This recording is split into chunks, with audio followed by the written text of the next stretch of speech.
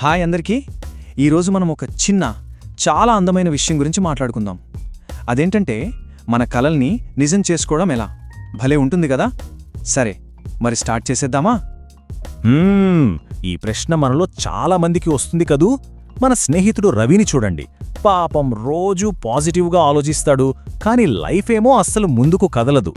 ఇంతకీ కన్ఫ్యూషన్ ఎందుకొస్తుందో తెలుసుకుందామా? ఓకే, అసలు మనం ఎక్కడ తప్పు చేస్తున్నామో తెలుసా? రవిలాగే మనం కూడా ఒక్కసారి కోరుకుంటే చాలు అన్నీ జరిగిపోవాలి అనుకుంటాం. రిజల్ట్స్ వెంటనే వచ్చేయాలని తొందరపడతాం. ఇది ఎలా ఉంటుందంటే ఈరోజు మామిడి టెంక నాటి రేపే పండు కావాలని అడగడం లాంటిది. కొంచెం ఫన్నీగా ఉంది కదా. చూడండి, ఒక్క ఆలోచనతోనే ఏదో జరిగిపోవాలి అనుకుంటాం, కానీ అలా జరగకపోగానే వెంటనే నిరాశపడిపోయి అబ్బే ఇదంతా వేస్ట్ అని వదిలేస్తాం. ఈ పాత పద్ధతి మనల్ని కొంచెం బాధ పెడుతుంది, కానీ అస్సలు వరి అవ్వద్దు. ఈరోజు మనం ఈ విధానాన్ని ఎలా మార్చుకోవాలో నేర్చుకుందాం. సరే, అసలు సీక్రెట్ ఏంటో ఇప్పుడు చూద్దామా? రెడీనా? ఈ సోర్స్ మనకు చెప్పేదేంటంటే మ్యాటర్ అంతా ఆలోచనల్లో కాదు, మన ఫీలింగ్స్లో ఉంది. అవును, మన భావాల శక్తిలోనే ఉంది. అదే మనం మిస్ అవుతున్న పాయింట్. సింపుల్గా చెప్పాలంటే మీ ఆలోచన ఒక విత్తనం అయితే మీ ఫీలింగ్ ఆ విత్తనానికి పోసే నీళ్ల లాంటిది. రెండూ కలిస్తేనే కదా చెట్టు పెరిగేది. ఇది చాలా చాలా ఇంపార్టెంట్. మనసు పెట్టి వినండి. ఈ యూనివర్స్ మన మాటల కన్నా మన ఫీలింగ్స్కే ఎక్కువ కనెక్ట్ అవుతుంది. ఒక చిన్న ఎగ్జాంపుల్. అమ్మ ఇంట్లో పాయసం చేస్తుంటే ఆ వాసనకే నోట్లో నీళ్లూరుతాయి కదా. అప్పుడే మనం ఆ టేస్ట్ని, ఆ ఆనందాన్ని ఫీల్ అయిపోతాం.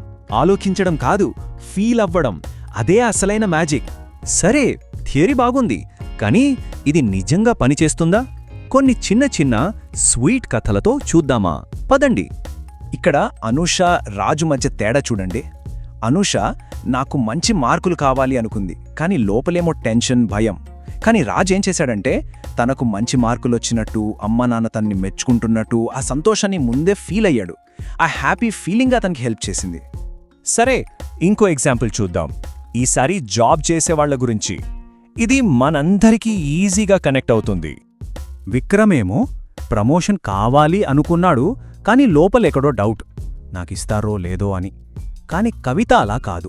తను నేను దీనికి అర్హురాలని అని గట్టిగా నమ్మింది. ఆ కాన్ఫిడెన్స్ని ఫీల్ అయింది. చూసారా ఆ ఫీలింగ్లో ఎంత పవర్ ఉందో? ఇప్పుడు లాస్ట్ ఎగ్జాంపుల్, బిజినెస్ గురించి. ఒక షాప్ ఓనర్ కథ. ఇది కూడా చాలా ఇంట్రెస్టింగ్గా ఉంటుంది.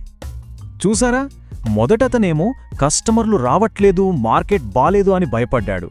కాని రెండో అతను నా షాప్కి కస్టమర్లొస్తారు, వాళ్ళు చాలా హ్యాపీగా ఫీల్ అవుతారు అని ఆనందంగా ఫీల్ అయ్యాడు. ఆ మంచి ఫీలింగే ఒక మ్యాగ్నెట్లా కస్టమర్స్ని లాగింది. సింపుల్. ఇప్పటిదాకా కథలు విన్నాం కదా, ఇప్పుడు మన వంతు. అరే రే, కష్టమనుకోవద్దు. ఇది చాలా సరదాగా ఉండే ఒక చిన్న ఎక్సర్సైజ్. ఓకేనా? చాలా సింపుల్. రెండు స్టెప్స్. ఫస్ట్, ఒక గోల్ తీసుకోండి. అది ఆల్రెడీ జరిగిపోయినట్టు ఒక పేపర్పై రాయండి.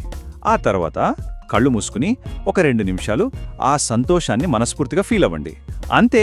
కావాలంటే ఆ సంతోషంలో చిన్నగా డాన్స్ కూడా చేయొచ్చు. సరే, ఇప్పుడు మనల్ని మనం కొన్ని చిన్న ప్రశ్నలు అడుక్కుందాం.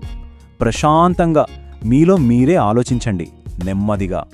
సరే, ఇక చివరగా ఒకే ఒక ముఖ్యమైన విషయం గుర్తుపెట్టుకుందాం. ఇది ఈరోజు మనం నేర్చుకున్న అన్నింటికంటే ముఖ్యం. దుర్గా సార్ చెప్పిన ఈ మాట వినండి. విశ్వం మీ మాటలకు కాదు, మీ భావాలకు ప్రతిస్పందిస్తుంది. ఈ ఒక్క లైన్ చాలు మన ఆలోచన విధానాన్ని మార్చేయడానికి. ఒక్క నిమిషం దీని గురించి ఆలోచించండి. సో ఫ్రెండ్స్, గుర్తుంచుకోండి, రోజూ నేర్చుకునే చిన్నపాటి విషయాలే ఏదో ఒకరోజు పెద్ద విజయాన్ని అందిస్తాయి. ఈ స్వీట్ మాటతో ఈ రోజుకి ముగిద్దాం. మీరందరూ ఎప్పుడూ నవ్వుతూ సంతోషంగా ఉండాలి.